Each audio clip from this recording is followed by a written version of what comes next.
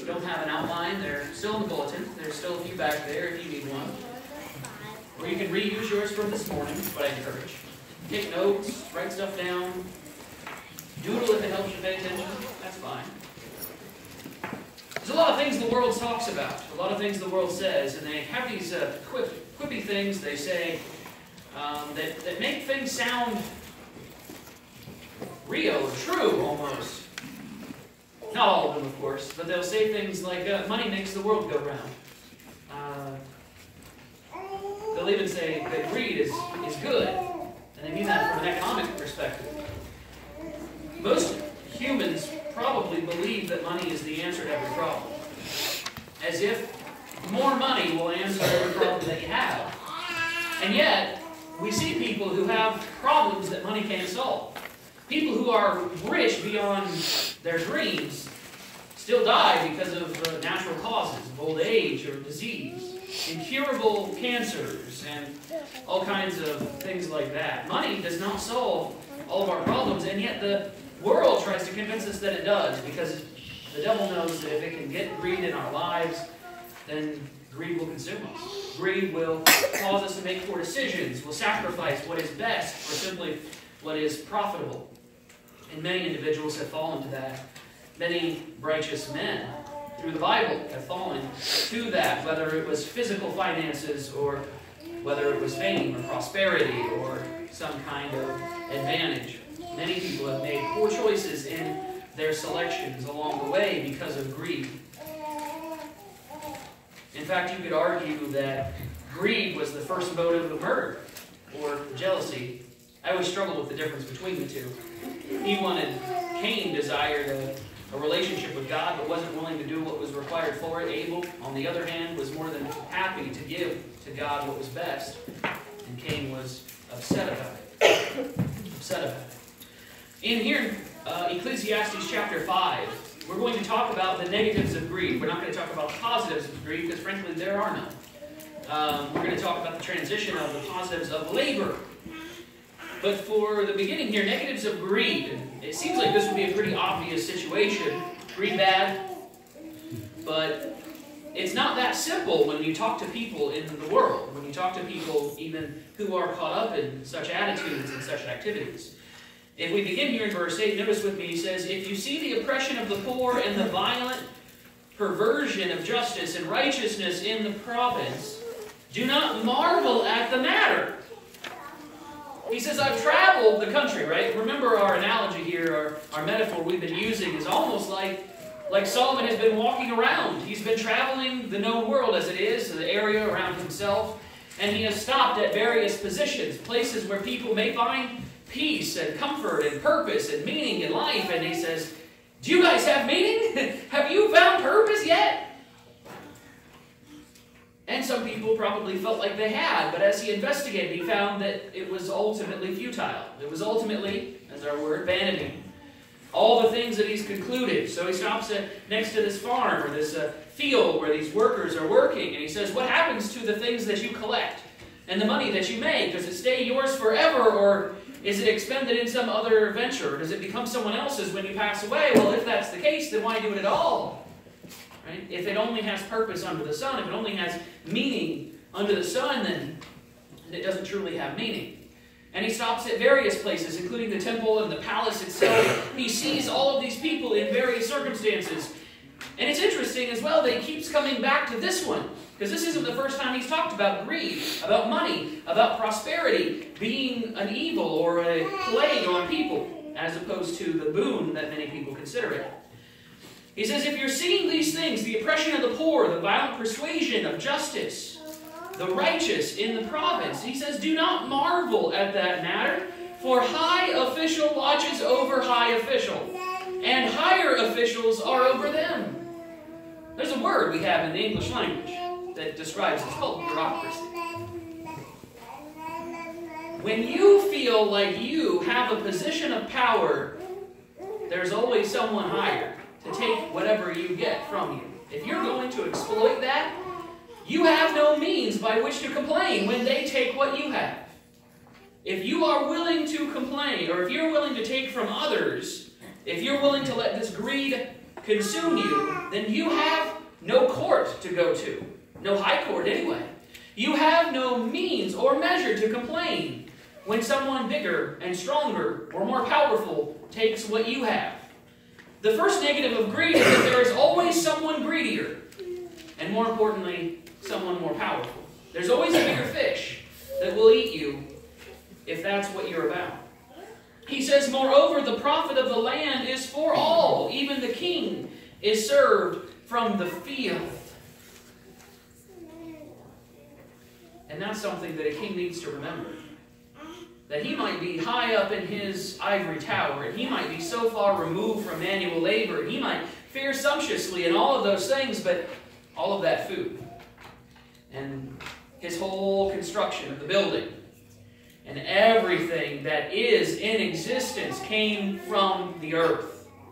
And someone had to build it. Someone had to mine it. Someone had to cut the trees down. Someone had to plant the fields. Someone had to make sure that those things were taken care of. And you can be king over everything, but if you don't have people taking care of those things, you've got nothing.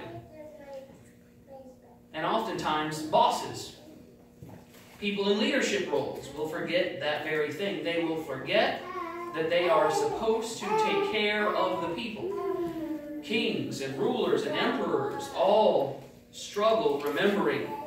We were talking this morning about Ahasuerus, or depending, Xerxes, Artaxerxes. Many of the kings or rulers of the Persian Empire fall within a few names. They sometimes carry the same names, in fact. Like kings in England and France are named after previous kings, and so they use numbers. But we saw it in Babylon, and we will see it in Rome, that they forget. And so often, these illustrate the issue that people are ultimately fickle, regardless of whether they are servants or whether they are kings. They can be manipulated. And when a person in power like that is easily manipulated, like the kings of Babylon were so many times, like the king of Persia is quite a few times in Esther and in our studies in the morning, it becomes a detriment not only to themselves but to the people at large, rather than the boon that they should be, rather than the advantage that they can be for their people. They forget, and they make it about themselves. But his point there at the end of verse 9, even the king is served from the field. You can have all the money in the world, but if there's no crops in the field, you're going to die of hunger. And there's not a thing you can do about it, because you can't eat money.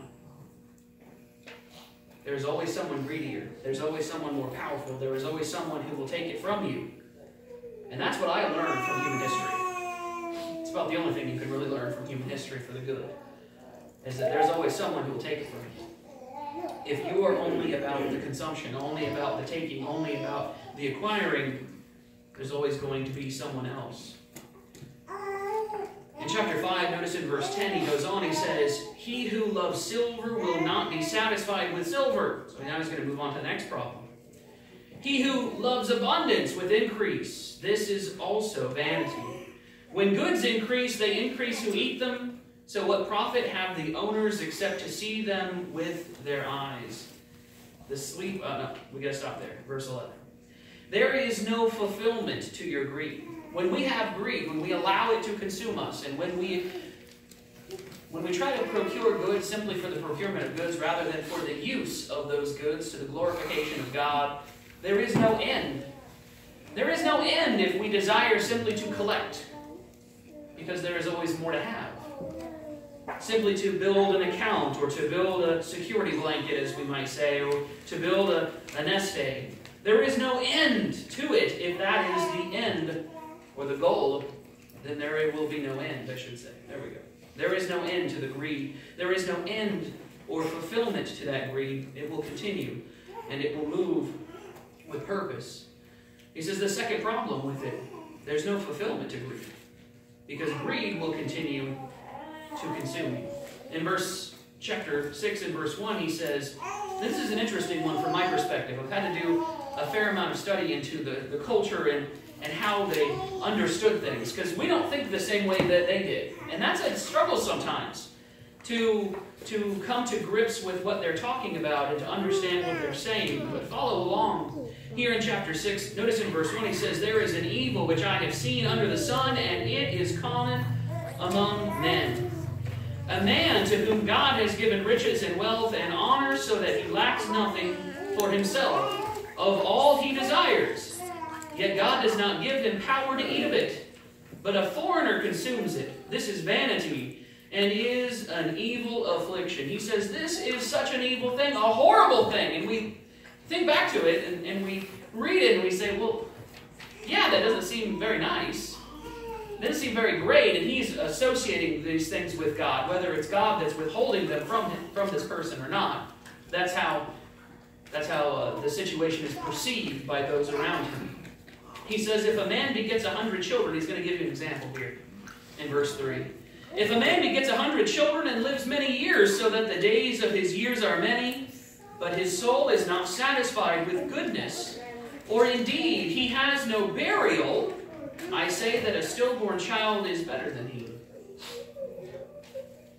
In the culture at the time, having children was your future. Not only physically, obviously, as taking care of the future generations would take care of you, hopefully, in your older age, and take care of the things that needed to be done. But more precisely, it was a perception of you and the people around you of success in this life.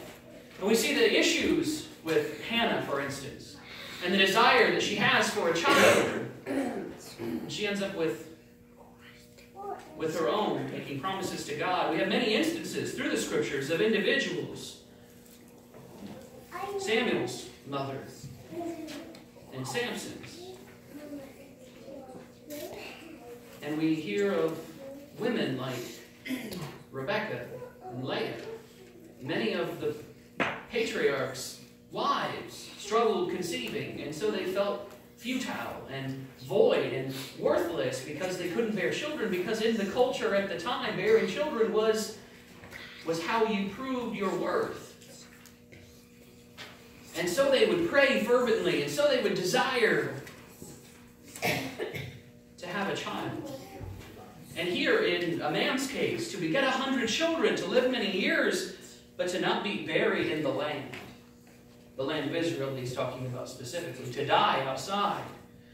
And I think back to the condemnation of Jezebel, that the dogs would take her corpse and rip it to pieces and spread it through the streets, dragging it along the way, and the condemnation of many of the kings, that God comes down on them and he says, you will not lie with your fathers, the kings. And you say, okay, that sounds bad. But it doesn't have the same level of angst, that it's a problem, and yet it was to them. It was a major issue. And he says, of all these things, you can have everything in your heart, everything that your soul desires. But if you don't have fulfillment in life, and to them this is what it was, to bear many children, to have goodness in your soul, to be buried in the land, if your end wasn't fulfilled, then it didn't matter all the steps along the way. And to a large degree, I understand that. Because if I do all kinds of great things, if I am able to do amazing things for the community and philanthropic adventures, and to take care of people, and to bring food to the hungry, and water for those who are thirsty, and to clothe the people who are naked, and to visit all. But if I have not love, Paul argues, 1 Corinthians 13, then I am nothing but a sounding brass or a clanging cymbal. I have wasted my life. And if I don't make it to heaven, then there's no point, no purpose, no meaning to all that I might accomplish. And that's what he's getting at. Not necessarily heaven, again, under the sun is his point. But this was an interesting perspective to think about and to wonder about the nature of their thinking, of the way that they put things in perspective. In verse 5 he says, though it has not seen the Son, actually go back to verse 3, if a man begets 100 children and lives many years, so that the days of his years are many, but his soul is not satisfied with goodness, or indeed he has no burial, I say that he is a stillborn children is better than he, for it comes in vanity and departs in darkness, and its name is covered with darkness. Keep going to verse 5. Though it has not seen the sun or known anything, this has more rest than that man. Even if he lives 1,000 years twice, but has not seen goodness, do not all go to one place? He says in verse 7, all the labor of man is for his mouth, and yet the soul is not satisfied. For what more has the wise man than the fool? What does the poor man have who knows how to walk before the living? Better is the sight of the eyes than the wandering of desire. This also is vanity and grasping for the wind. Imagine, and I remember my father has this desire for a spring. He wished there was a spring on his land. Too bad his land is filled with swamp. But he wished that there was a spring on his land, like there was on my grandma's property, his mother. And I remember us going out and walking along the grounds of her property. There was, I don't know, a few acres, 5 or 6 acres, I think. And there were a couple of places that poles had been driven in the ground. And I just thought they were probably a sign, some random sign that they'd put up, but they weren't. These poles were hollow on the inside, and they had been driven in to access a spring that was under the ground. And there were few things my father enjoyed more than going to those places, and I don't even know what he did to the pole, but he did something to the pole, and water started coming out of it. Not a huge spouting gusher or anything, but water started to pour out of it. And the look on his eyes, the look in his eyes were amazing. The joy that he had at drinking from this spring. And it was water. Sure, it was good water. I mean, as much as water can be good and tasty. I've had bad water, right? You've had bad water, but you've also just had water by and large. But he was enamored by this. Imagine if he had spent months trying to find the perfect plot of land. Had done all of his research, and then had spent more months building a well or some kind of cistern to collect that water. And right before he got to taste that first drink, someone bought the land rights out from under him and kicked him out. That's what the writer of Ecclesiastes is talking about. It's the best explanation I can give for it from my father's perspective. It would be disheartening, damaging. And he could live for 2,000 more years, 1,000 years twice. And you may never find a situation like that. I don't know if you've ever been garage sailing and you passed a thing and you thought, you know, there might be some value to that. That might be something special. But you just passed on and then realized later on what it was. And you remember the stories that Jesus tells of the treasure hidden in a field, the pearl of great price. And the man who realizes what he has found, he goes and he sells everything just for the joy of purchasing that land, that treasure might be his. Because he anticipates, he expects, he knows that what is buried there is worth far more than the land itself. Far more than all that he has, because he is willing to pay it. And that needs to be the body of Christ to us. We could make it all the way through our lives, and we could give ourselves to all kinds of wonderful things, and we could feel real good about ourselves. But if we're not on our pathway to heaven, then we have made a shoddy deal. Then we have put first something other than the kingdom of heaven and his righteousness, and none of the things are going to be ours. James warns against trusting your plans. Warns against trusting the plans that you establish. Now, there's nothing wrong with having plans. But you know how frustrating it is when those plans don't work out. We've got to be people who roll with the punches, you might say. People who are okay when our plans don't work out or when our plans need to be changed. When something happens along the way that requires our attention, that should bring to us an opportunity. Perhaps the Lord would bring someone to us who could really use the gospel or consolation, help. Would we not yield it simply because it's not within our purview, within our time schedule? Would we not put off our plans to take care of someone in need, or to take care of teaching the gospel, to find an opportunity and to take it? But we can, like James warns against, we can become so concerned, so committed to those plans that they become our destruction, that they prove that we are not Christ, because we are more concerned and consumed with our own plans than we are God's. But that is not to say that labor is bad, or, in theory, making money. We kind of assume that labor is a synonym for it, and to a large degree it is, but wealth and money is not intrinsically evil.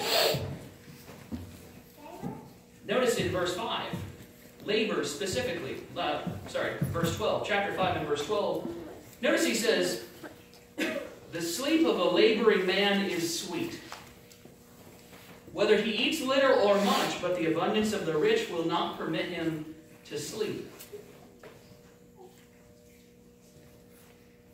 You ever just been dead tired after a hard day? You work all day, you get home, and it might be before you even can climb into bed, you're asleep. You fall into your chair thinking that you're just going to relax for a couple minutes, and soon enough you're out. And you wake up, hopefully on your own, and you just feel rested. You feel like $1 million.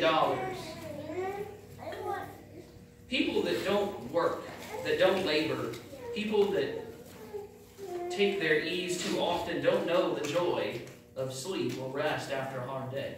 And you say, well, that's ridiculous. It's not. It's not ridiculous. Not only because it's in the Bible, but ultimately because you've likely experienced it. But we get so caught up thinking of how awful labor is, how intensive it is, how hard things are, and yet sometimes it is in those difficulties, not only that we find good rest, we find the ability to take care of ourselves, but we also find something more. We find a self-assurance in the abilities that we have. We know what we are capable of, and also what we are not capable of.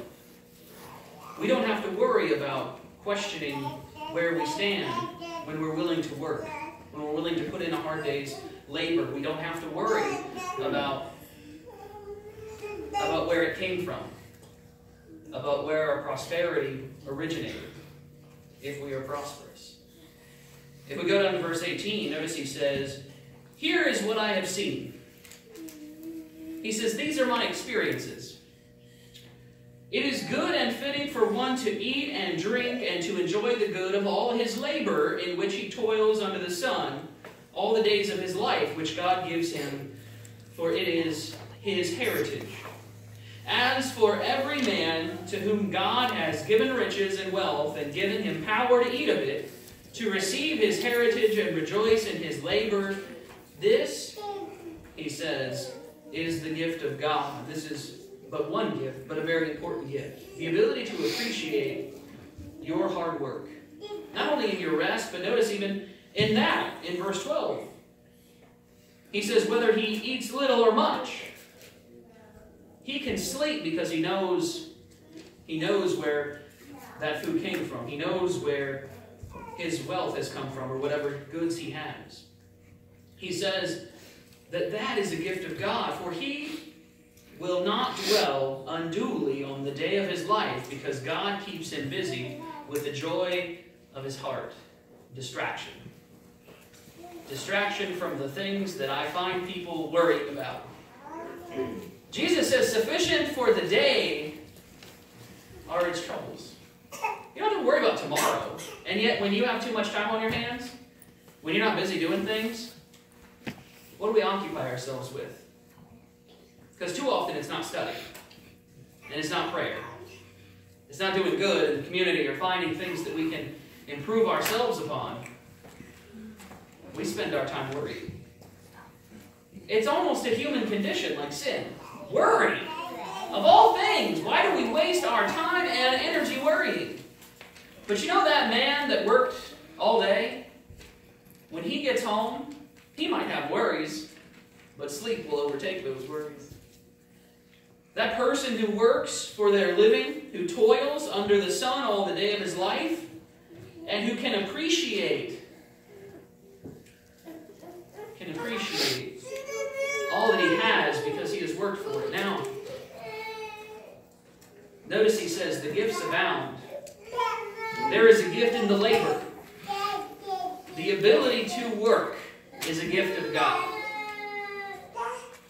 But there is also a gift in the success. When we work according to the will of God, when we work in the duty that we've been given and the opportunities that are ours, there's also a gift in the success. In 1 Corinthians chapter 3,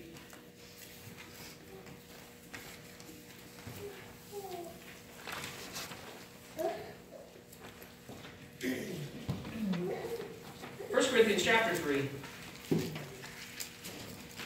notice in verse 5 he says, "Who then is Paul and who is Apollos, but ministers through whom you believed, as the Lord gave to each one?" Verse 6 he says, "I planted, Apollos watered, but God gave the increase." So then neither he who plants is anything, nor is he who waters, but God who gives the increase. Now he who planted and he who waters are one, and each one will receive his own reward according to his own labor. For we are God's fellow workers. You are God's field. You are God's building. Notice in verse 8, he didn't say everyone's going to receive the reward of the success that they have. He didn't say, you're going to receive a reward for the number of converts that you bring to Christ. The number of people who hear you and accept the body of Christ upon themselves and receive the grace of God. He didn't say you're going to receive in like kindness to the success of your efforts, but the efforts that you expend. The labor that you put in will be what you receive accordingly.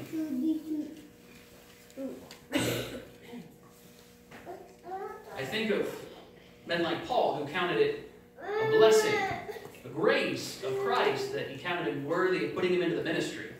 How often do we think of it that way? Lord, I'm really glad you brought me into the church and gave me this work to do. And yet, that's how we should think of it. We talked this morning about our perspective and the issues of our perspective in being a Christian and looking at them as opportunities rather than begrudgingly thinking of them as difficulties, as problems. And when we look at one another and the difficulties and the struggles that other people are facing, do we think the same way? This is an opportunity for me to help a brother in kind, to take care of them, to be a strength to them, or there's that person again, always needing help. And there's a difference between the people that Paul is talking about needing help and dutifully receiving help, and those in 1 Thessalonians who refuse to help and ought not be helped because they refuse to work. In Matthew 9, Jesus looking upon the group of people. He would do this a few times. But Jesus, when he looked at people, rather than problems, he saw opportunities. In Matthew chapter 9, this happens in John chapter 4 as well. Not this same situation, but the same concept from Jesus. In Matthew chapter 9, notice in verse 37, he says, "Then he said to his disciples, the harvest is truly plentiful, but the laborers are few. Therefore pray the Lord of harvest to send out laborers into his harvest." And the implication is not that should be the end of it. The implication is, as you go and are working, pray also that the Lord would continue to send workers into the harvest, would continue to send people to assist you, not to work instead of you. And that we would all get to work. The gifts abound, both in the labor and in the success. We will all take part of the success. We will all appreciate the benefits of the success. Now, there might not be what we perceive to be a lot of success. But how does that person respond when they find the coin in the house, the one that they lost? What does that woman do but rejoice and call a festival practically, a feast, a party, because that which is lost has been found? How many souls does it take to make a project successful? And you might say, one. It's a success if the workers go out and labor. Whether they have success in the earthly context or not. For one, because you never know what kind of success is going to come later. Notice Paul says, I planted, Apollos watered, but God gave the increase. Which implies that everywhere Paul went, success didn't always come immediately. And not all the success came immediately. Sometimes it takes you planting the seed. And someone along the way, someone else, and sometime else, will end up watering that same seed. And the seed will grow and germinate just a little bit at a time, and maybe someone else will have to come along and water it again. And finally, that third person, it will sprout and become the seed germinated in the heart. Now, is that third person the only success story?